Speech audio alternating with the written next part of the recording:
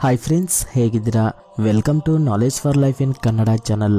ಒಬ್ಬರ ಮನೆ ಬಾಗಿಲು ಮುಚ್ಚಿದರೆ ತೆರೆಯಬಹುದು, ಆದರೆ ಮನಸ್ಸಿನ ಬಾಗಿಲು ಮುಚ್ಚಿದರೆ ತೆರೆಯಲು ಸಾಧ್ಯವಾಗುವುದಿಲ್ಲ.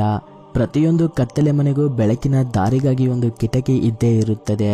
ಅದೇ ರೀತಿ ನಮ್ಮ ಕಷ್ಟದ ಜೀವನದಲ್ಲೂ ಸುಖದ ದಾರಿಗಾಗಿ ಒಂದು ದಾರಿ ಇದ್ದೇ ಇರುತ್ತದೆ. ನನಗೋಸ್ಕರ ಕಾಯುವವರಿಗೆ ನಾನು ಸಿಗದೇ ಇರಬಹುದು, ಆದರೆ ನನ್ನನ್ನು ನಂಬಿದವರಿಗೆ ನಾನು ಯಾವತ್ತೂ ಮೋಸ ಮಾಡಿಲ್ಲ. ನಾನು ಬೇಕು ಅನ್ನುವವರಿಗಿಂತ ನಾನೇ ಬೇಕು ಅನ್ನುವವರು ಮಾತ್ರ ನನಗೆ ಮುಖ್ಯ. ನಮ್ಮ ಜೀವನದಲ್ಲಿ ನಮಗೆ ನಾವು ಮಾಡಿಕೊಳ್ಳುವ ದೊಡ್ಡ ಮೋಸ ಏನಂದ್ರೆ, ನಮ್ಮ ಭಾವನೆಗಳಿಗೆ ಸ್ಪಂದಿಸದೇ ಇರೋ ವ್ಯಕ್ತಿಗಳಿಗೆ ನಮ್ಮ ಅಮೂಲ್ಯವಾದ ಪ್ರೀತಿ, ಕಾಳಜಿ, ಕಣ್ಣೀರು ಹಾಗೂ ಮುಖ್ಯವಾಗಿ ಸಮಯವನ್ನು ಮೀಸಲಿಡುವುದು. ಸಂಬಂಧಗಳು ತೀರಾ ಹಳಸಿ ಹೋಗುವ ಮುನ್ನ ದೂರವಾಗುವುದೇ ಚೆನ್ನ. ಇಲ್ಲವಾದರೆ ಉಳಿಯಬಹುದಾದ ಕೆಲವು ಸಿಹಿ ನೆನಪುಗಳು ಕೂಡ ಕಹಿಯಾಗಿ ಕಾಡಬಹುದು. ಅವರೇ ಮಾತಾಡಿಲ್ಲ, ನಾನ್ಯಾಕೆ ಮಾತಾಡ್ಸ್ಲಿ ಅಂತ ನಿಮ್ಮ ಮನಸ್ಸಿಗೆ ಬಂದ್ರೆ ನೀವು ಆ ಸಂಬಂಧವನ್ನು ಕಳೆದುಕೊಳ್ಳಲು ಮೊದಲ ಹೆಜ್ಜೆ ಇಟ್ಟಿದ್ದೀರಾ ಎಂದರ್ಥ.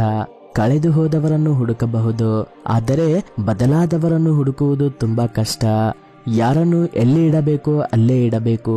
ಅದನ್ನು ಬಿಟ್ಟು ನಮ್ಮ ಮನಸ್ಸಿನಲ್ಲಿ ಅವರಿಗೆ ಒಂದು ಒಳ್ಳೆಯ ಸ್ಥಾನ ಕೊಟ್ಟಿರ್ತೀವಲ್ಲ, ಅದೇ ನಾವು ಮಾಡೋ ದೊಡ್ಡ ತಪ್ಪು ಅಲ್ವಾ? ಬೇಡ ಎಂದು ನಿರ್ಧಾರ ಮಾಡಿದ ಮೇಲೆ ಅದರ ಬಗ್ಗೆ ಚಿಂತಿಸಬಾರದು. ಅದು ವಸ್ತುವಾದರೂ ಸರಿ, ವ್ಯಕ್ತಿಯಾದರೂ ಕೂಡ ಸರಿ. ಒಂದ್ಸಲ ಹೇಳ್ಬೇಕು, 2 ಸಲ ಹೇಳ್ಬೇಕು. ಅರ್ಥ ಮಾಡ್ಕೊಂಡಿಲ್ಲ ಅಂದ್ರೆ ಬಿಟ್ಬಿಡ್ಬೇಕು.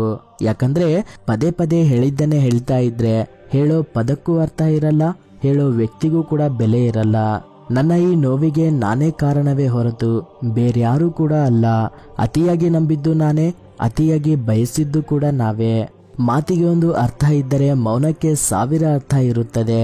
ನಾವು ಯಾರನ್ನಾದರೂ ಸಂಪೂರ್ಣ ಅರ್ಥ ಮಾಡಿಕೊಳ್ಳಬೇಕೆಂದರೆ ಮೊದಲು ಅವರ ಮೌನವನ್ನು ಅರ್ಥ ಮಾಡಿಕೊಳ್ಳಬೇಕು. ಸಮಯ ಮತ್ತು ನಗು ಇವೆರಡೂ ಜೀವನದ ವಿಚಿತ್ರಗಳು. ಕೆಲವೊಮ್ಮೆ ಸಮಯವು ನಮಗೆ ನಗುವುದನ್ನೇ ಮರೆಸಿ ಬಿಡುತ್ತದೆ, ಮತ್ತೊಮ್ಮೆ ನಗು ನಮಗೆ ಸಮಯವನ್ನೇ ಮರೆಸಿ ಬಿಡುತ್ತದೆ. ನಮ್ಮ ಜೀವನದಲ್ಲಿ ಕೆಲವೊಂದು ಪ್ರಶ್ನೆಗಳನ್ನ ಸಂದರ್ಭಕ್ಕೂ ಮತ್ತು ಸಮಯಕ್ಕೂ ಬಿಟ್ಟು ಬಿಡಬೇಕು. ಉತ್ತರ ತಾನಾಗಿಯೇ ಸಿಗುತ್ತದೆ. ಹೆಣ್ಣು ಸುಳ್ಳು ಹೇಳುವುದರಲ್ಲಿ ಪರಿಣಿತಿ ಅಂತಾರೆ, ಆದ್ರೆ ಒಂದು ಸುಳ್ಳಿನ ಹಿಂದೆ 4 ಮನಸ್ಸುಗಳ ಖುಷಿ ಅಡಗಿರುತ್ತದೆ. ಆಗ ಆ ಸುಳ್ಳು ಕೂಡ ಅರ್ಥಪೂರ್ಣವೇ ಅಲ್ಲವೇ? ಈ ಜಗತ್ತಿನಲ್ಲಿ ಪ್ರೀತಿಗೆ ಬೆಲೆ ಇಲ್ಲದಿರಬಹುದು, ಆದರೆ ಪ್ರೀತಿಯಲ್ಲಿ ಸೋತಿರೋ ಜೀವಕ್ಕೆ ಬೆಲೆ ಕಟ್ಟಲು ಸಾಧ್ಯವೇ ಇಲ್ಲ. ಸಮಯವನ್ನು ಕೇಳಿದೆ ಮತ್ತೆ ಬರುವೆಯಾ ಎಂದು. ಸಮಯವು ಹೇಳಿತು, ನಿಮ್ಮವರೇ ನಿನ್ನ ಜೊತೆ ಬರುವುದಿಲ್ಲ, ನಾನು ಹೇಗೆ ಬರಲಿ ಎಂದು.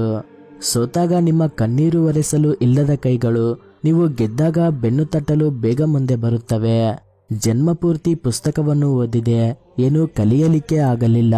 ಹತ್ತಿರದಿಂದ ಕೆಲವು ಮುಖಗಳನ್ನು ಓದಿದೆ, 100 ಪಾಠಗಳನ್ನು ಕಲಿತೆ.